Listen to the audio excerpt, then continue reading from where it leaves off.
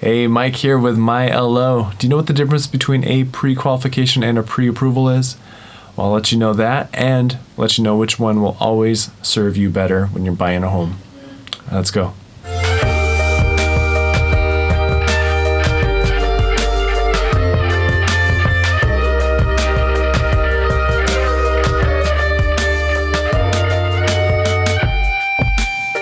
I'm going to start by saying that the terms pre-qualified and pre-approved are sometimes used interchangeably in this industry, so it is very important that you do understand the differences between the two and which one will serve you better. We'll start with a pre-qualification. A pre-qualification is something that your lender or myself can do over the phone with you or in person, and it's essentially a verbal review of your numbers and how it may help you qualify for a loan. So we start with the credit scores. Now, credit scores help to determine two main factors. First off, your eligibility for a certain loan program, because each loan program has minimum score requirements. And then secondly, what rate you may get.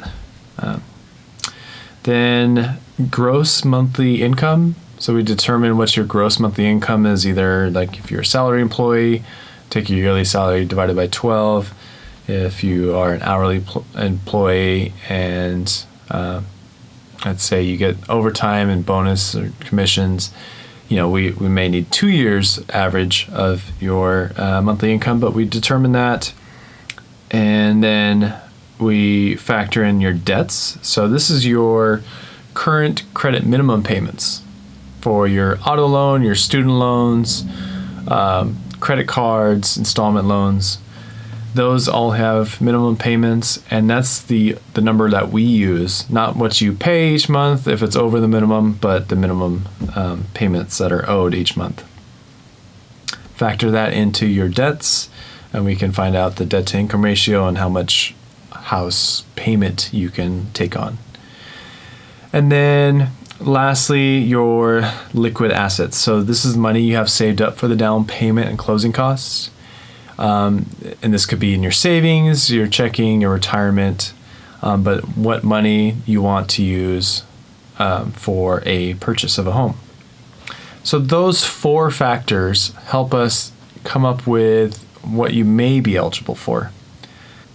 A pre-approval, on the other hand, does go much deeper. So we're asking you to complete an application, and we have a full credit report pulled from all three bureaus, and we use the middle score of those three.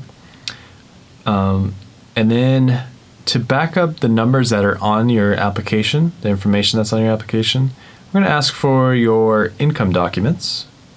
If you are an employee, you're a W-2 employee, we're going to ask you for your latest pay stub showing year-to-date earnings and your last year's W-2 commonly, but sometimes you might need 2 years of W-2s. And then if you're self-employed, we'll ask for up to 2 years of tax returns and a year-to-date profit and loss report to help us understand that your business is still running.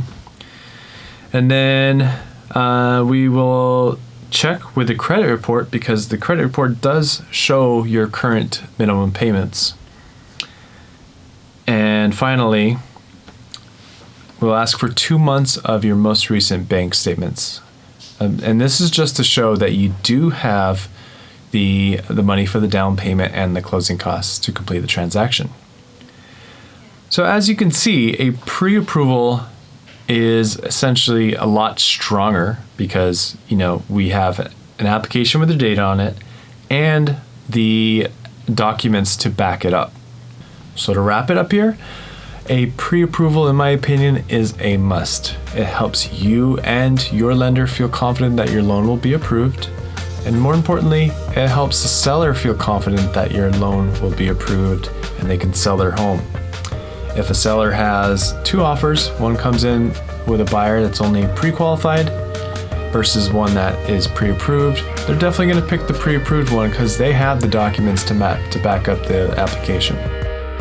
Hey, thanks again for watching. I really appreciate it. If you've learned anything from this, please tell me in the comments below, and smash that like button and subscribe, because I have more information coming to you and I want you to feel confident when you're buying a home. All right, catch you later.